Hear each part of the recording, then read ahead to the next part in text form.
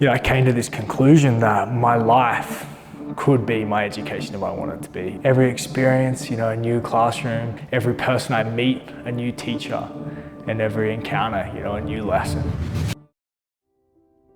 I was lucky enough to start my life in an amazing private school. My parents started by investing in my education in a great way. And I excelled in the early years of my schooling. I was primary school captain. I was in the excellence for English and maths. But probably around the end of primary school, start of high school, I started to getting really frustrated and started to push up against the boundaries and questioning the way things were being done inside of the school system. And I went through a stage where I ended up actually at the age of 14 being inside of 3 different schools inside of 1 year.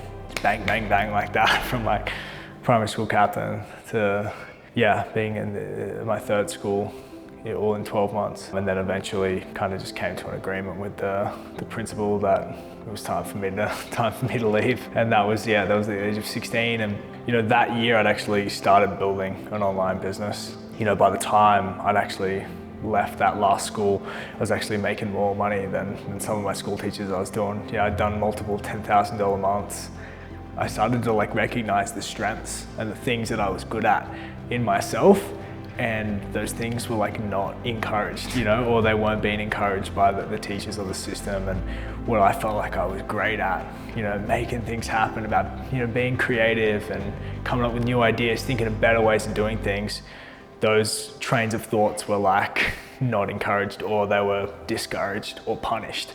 And that just baffled me. Started thinking about the vision I had for my life and what was possible for my life, and how much smaller the vision was of these teachers and of this school system. And when I thought about what I wanted to accomplish, it was so much greater and bigger than the pathway so I was being pushed into. I think everyone has a unique gift to give to the world. Everyone has a telos, a unique purpose for their life, I believe, and it's one of a kind. So if we put everyone in boxes, everyone's going to miss out on what that thing they're here to do is.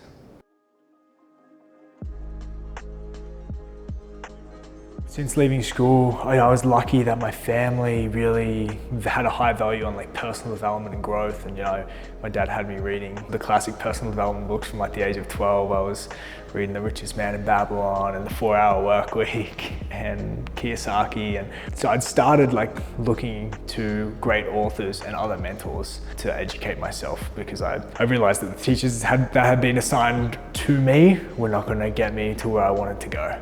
I needed to find some people who had done what I wanted to do. So it started in business for me. I found an amazing mentor in business. I was going all in with my marketing agency, and I found a great mentor, Ben. And he introduced me to kind of the path of life mastery, and he was my first real mentor. And he was a great example of what that master apprentice sort of relationship can look like. And since then, I've just been on the journey of seeking out people who are empowered in a certain area of life that I'm seeking empowerment, whether it's somebody who's got an amazing physique, or somebody who's an amazing fighter, or somebody who's intellectually empowered and gifted, or has mastery in intimate relationships, and seeking out these people and asking for help, asking for mentorship. My further education really started when I was 18, and I booked on 30 days notice a one-way flight to Tel Aviv in Israel, thinking I was going to spend a month in Israel. And turns out my accommodation was actually in Palestine, and it ended up turning into a 10-month trip all around the world. I did a bunch of the Middle East, North Africa, all through Europe, Eastern Europe, all the way to Western Europe, up into the Nordics and Scandinavia, bounced across to North America for a little bit, and then back to Europe. And during those 10 months, my view of the world and reality was just obliterated. In a lot of ways, that just completely reshaped what I thought I would do with my life and for my life, and what was possible for my life. I think in that 1 year, I traveled to 40 countries almost. And I met people from all different walks of life, and I saw that there was many ways to live a good life. I saw a world so much bigger than my hometown. I came to this conclusion that my life could be my education if I wanted it to be. Every experience, a new classroom, every person I meet, a new teacher, and every encounter, a new lesson. I thought, wow, if this is what could happen to me in 10 months without even really having any intention for this, imagine if I spent the next decade traveling the world, seeking out amazing experiences, teachers, and mentors for the purpose of my growth. Imagine who I could become. On this journey of education, I was lucky to just, have the most amazing people walk into my life. One of my favorite quotes is, when the student is ready, the master appears. And I was a very ready and willing student, and I was gifted some amazing teachers. And, on this journey, I started to realize the importance of the mentor kind of student relationship, and how the right mentor at the right time could transform someone's life forever. I started to think about people that maybe weren't as lucky as me to find the great mentor, the great teachers. And I was meeting all these amazing teachers, but they didn't have as many students as they could have. They had these amazing knowledge, these amazing resources that could change lives, but they needed to be connected. So I started thinking about how can I connect people like me, willing, ready students who want to learn, who want to grow, with these amazing masters, teachers, educators, mentors who have the knowledge, the wisdom, the experience to give. So my first real mentor in business, Ben, I bought his book. I was back home in Australia, and I got a Facebook ad, and it was this young dude doing handstands in front of the pyramids of Giza in Egypt, in Cairo. And I was like, wow, who is this guy? It was an ad for a book. So I bought his book, read his book. I ended up working with Ben. He was paying him for mentorship, and fully changed my life, this process. Started looking for ways, how can I be involved with this? How can I partner? And I had a marketing agency at the time, so I started to focus on, just working with amazing online coaches that I believed in, helping them get new clients, build out sales systems, and grow their businesses so they could reach more people just like me. My mission with Real Growth is to partner with the most impactful, powerful educators in the world who I have personally resonated with their work, and help them change the world, one human at a time, help them empower the masses through books, programs, courses, mentorships. My mission is to help these coaches reach as many people and help as many people as possible, and grow beautiful, heart-led businesses that are here to serve the world. The future of education can be a utopia or a dystopia for sure. I think on one side, if the leaders and coaches and mentors don't step up and build amazing businesses that serve people in fair exchange, the future of education could look scary.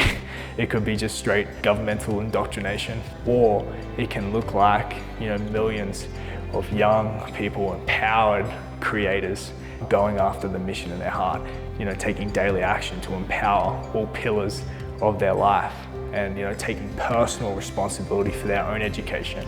It could look like millions of people seeking out masters and learning from them, and change the whole trajectory of mankind. If the way that we educate people and the way that people learn changes everything. If I can find the right coaches who have the right message and can really make a difference, we can steer the ship a little bit. So I'm a big believer that our voids create our values, and the best teachers are the ones who have maybe experienced a lot of pain in that particular area. And it's no different to me. My business, how I got into building businesses, online businesses, was from my family's financial difficulties in my youth. My father has amazing gift to give to the world. He was an Australian boxing champion and had a men's program, but just was having a lot of problems. And I was at the age of 12 or 13, the bank started coming for the house. We had to hide the cars so they wouldn't get repossessed. And mom and dad, the biggest problem that was always coming up was they needed more clients, they needed new customers for this program. So, as a naive young boy, I took that on and thought, hey, I think I can maybe solve this. And, I'd been doing bits and pieces, helping them out with their Instagram. And then, I started playing around with Facebook ads. And, after a week of playing around with Facebook ads, I was able to get them a new client. And it was a premium client that paid them a few $1,000s or something. And they were which, at the age of 13, for me to hear that was wow.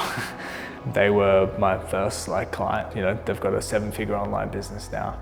I guess my journey was rooted in a big void of mine and the family. I'm inspired to work with people who want to do business out of the heart, you know, who want to create things out of love and that are not here to just make a quick buck, or, you know, I want to collaborate with people that are here to live out of their heart, I guess.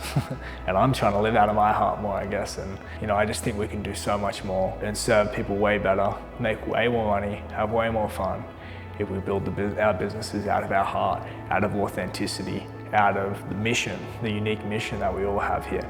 If we can align to that and build businesses out of that, I know we can just go way further. And I'm a believer that all the biggest gains in life come from compounding and compound interest, whether it's in relationships, wealth, businesses. The people who do the best are the people who play the games for the longest amount of time. And I think, the most impact that I can have in the world and with these businesses is by playing the longest possible game. And it doesn't mean we don't grow fast, but it just means we have a vision and long time horizons and are willing to wait. You know, taking them to 7 figures in 12 months, as amazing as that is, it pales in comparison to what's possible, you know, if we partner together for decades.